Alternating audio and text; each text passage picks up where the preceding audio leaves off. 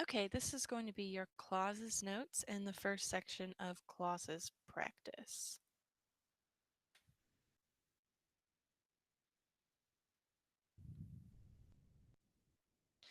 All right, I have used the zoom tool right here to make it bigger so we can see it. Oh, not that big. Okay, so what is a clause? So we've already talked about phrases, and a clause is very similar to a phrase, but a phrase doesn't have to have a subject and a verb. But a clause does. Every clause has a subject and a verb, but not everyone expresses a complete thought. So a clause is just a group of words, contains a verb and a subject that is used as a sentence or as part of a sentence. So we have an independent clause and a subordinate clause, also known as a dependent clause. Um, so independent clauses are things like they can stand alone. Lichens are plants. Complete thought. Subordinate clause that are composed of fungi and algae. Incomplete thought. But if you put these together, then is okay, but it just can't stand alone. So, an independent clause stands alone. Miss Barton explained the binary number system. In the binary system, each number is expressed in powers of 2, and only the digits 0 and 1 are used. This is two independent clauses joined by a comma and. Each number is expressed in powers of 2. That's a complete thought. Only the digits 0 and 1 are used. Complete thought. We've just combined them together into 2. Why do I do this? Goodness. All right. So, moving on. You don't have to write anything on that slide.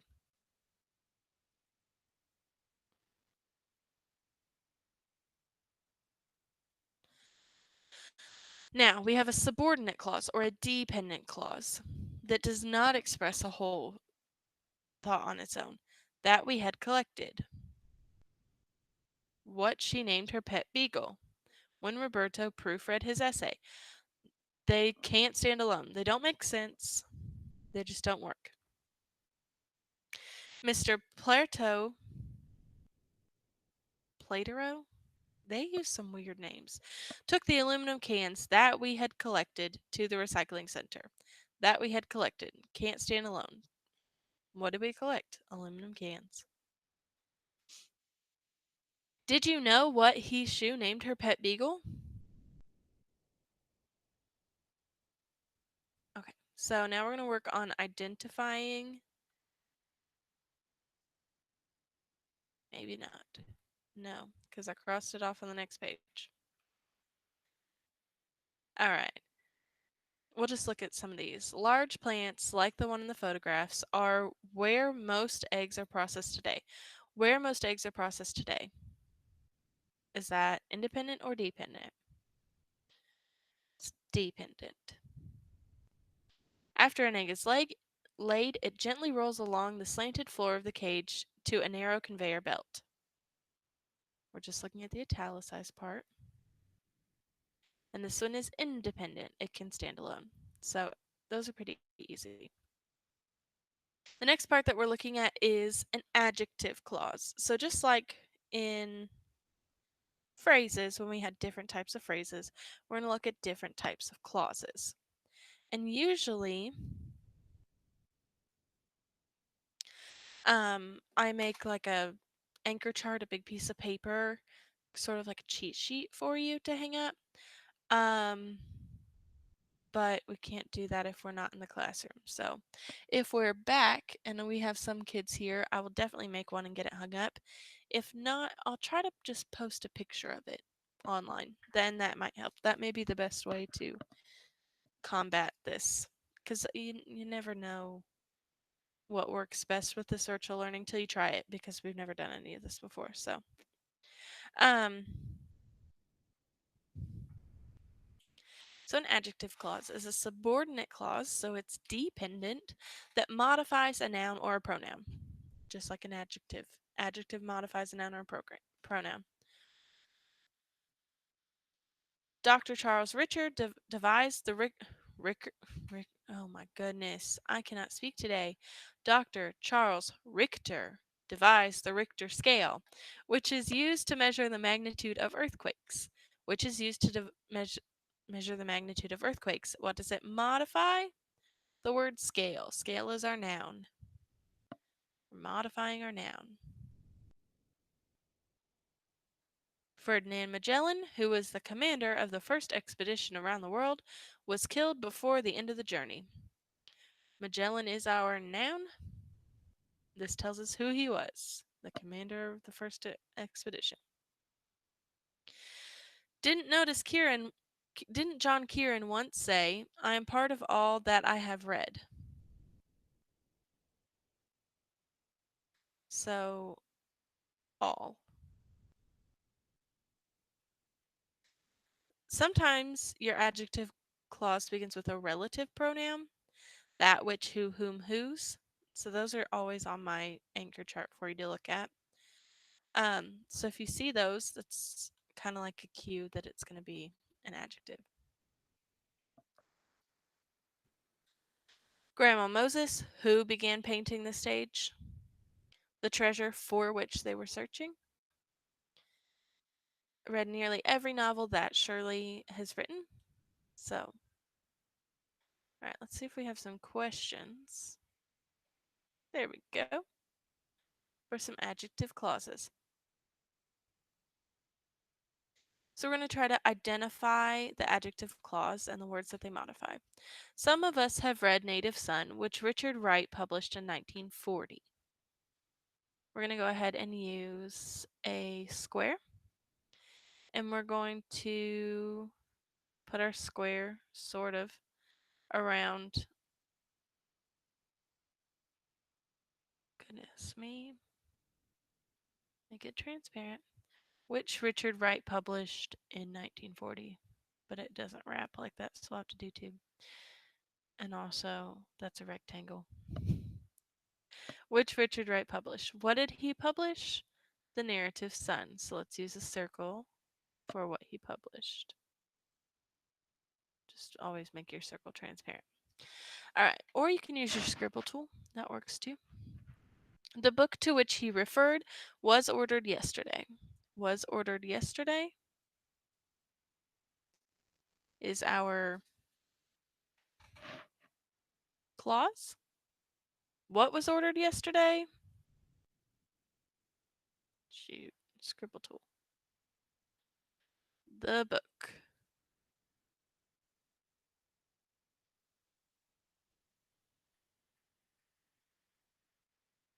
There we go. Number 3. Everyone in the stands of Wimbledon cheered for the player that had the better serve.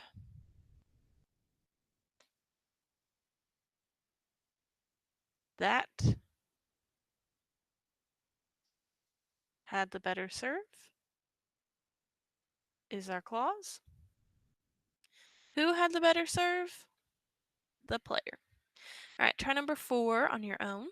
The fish that I caught yesterday weighed 3 pounds, but Sally's fish weighed 5 pounds. Pause if you need extra time here. All right, I'm going to give you the answer. So if you don't have the answer, pause it right now. That I caught yesterday is our clause. And our noun that it modifies is fish. All right, try number 5. The nominee for the prestigious award was a statesman whom everyone admired. Pause if you need extra time. Our answer is whom everyone admired. And what does that modify? The word statesman. All right, you're going to do 6 through 10 on your own.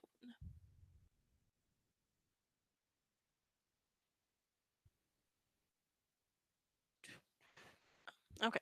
A noun clause is a subordinate clause that is used as a noun. So instead of modifying a noun here, we're using it as a noun. That Jim Hayes is a talented writer.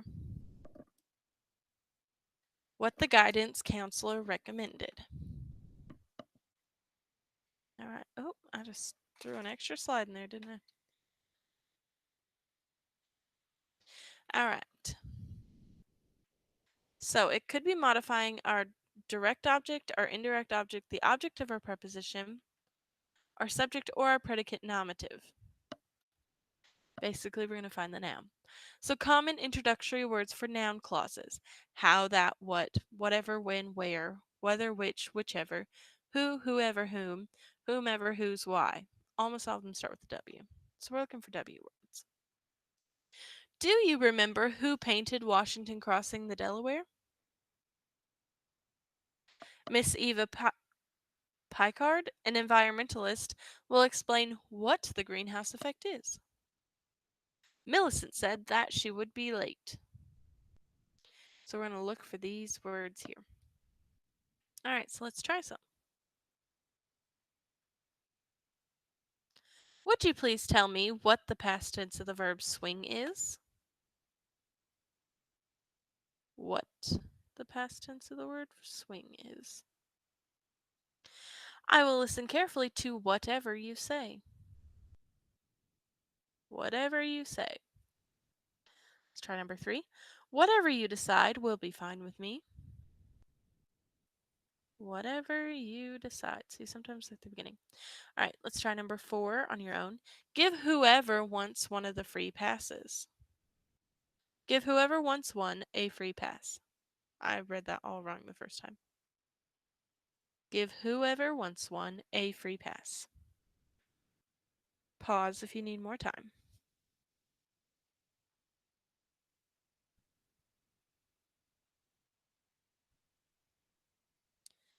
All right, your answer is, and if you haven't done it yet, pause, whoever wants one.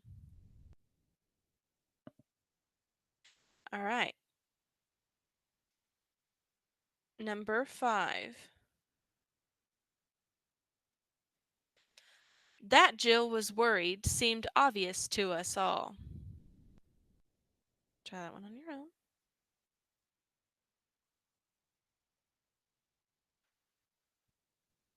All right, here's your answer.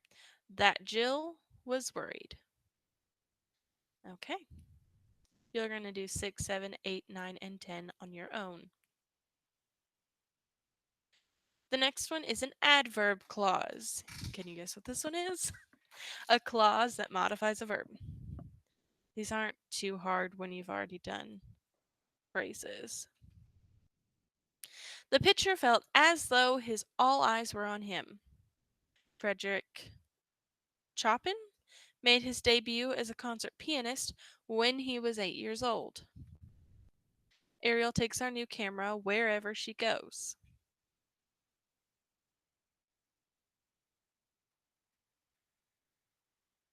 Felt what? As though all eyes were on him. Made his debut when he was 8 years old. Takes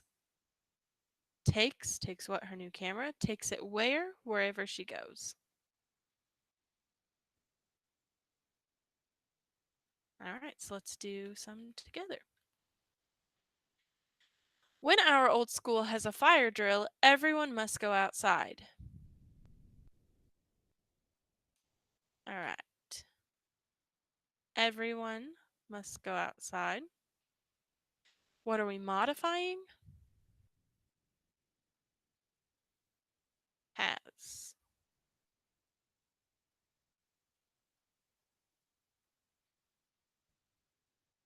No. No, I don't think that's right. Let me look at my answer key. That doesn't flow right. I think this one's backwards. When our school has a fire drill, everyone must go outside. Go where?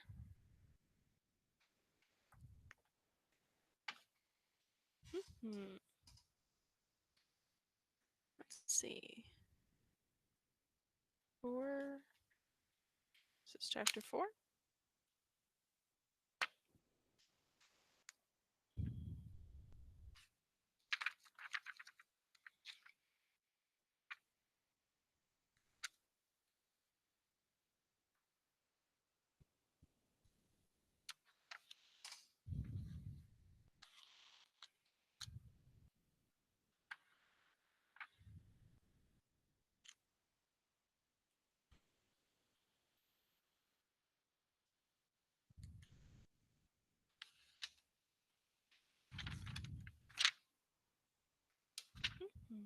There we go.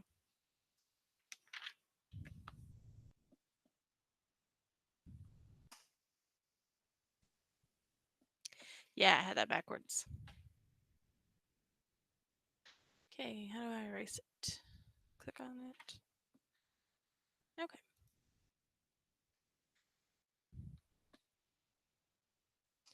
Our clause is when our school has a fire drill. See, even I'm wrong sometimes. Everyone must go outside. Must go. Go where? Outside. All right, number 2. I visited the collection of Aztec artifacts because I wanted to see the religious solar calendars. So our clause is going to be because I wanted to see the religious solar calendars. And what is that modifying? This is modifying the word visited. All right, number 3. She walked until she was too tired to take another step. Until she was too tired to take another step is our clause. What does it modify? Modifies the word walked. All right, try number 4 on your own. Because he was late so often, he brought a watch. This one's going to look a lot like number 1 if that's going to help you any. Go ahead and pause if you need more time. All right, our answer is because he was late so often. That's our clause. And the word that it modifies is brought. My circles are getting real bad here. Number 5. Gazelles used to be able to run so fast that they could easily escape their predators. Used to be able to, need to be able to. Goodness.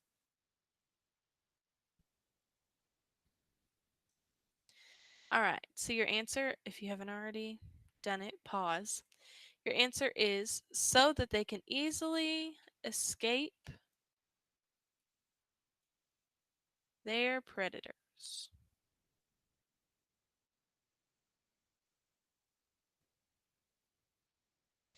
And that is modifying need. All right, you're going to do 6, 7, 8, 9, and 10 on your own. And then that's it. Much shorter than phrases this time. Instead of like 45 minutes of notes, you probably have, I don't know, like 15 or so. So you really only have 15 questions to do on your own. If you have any questions, feel free to contact me. And if not, happy phrasing.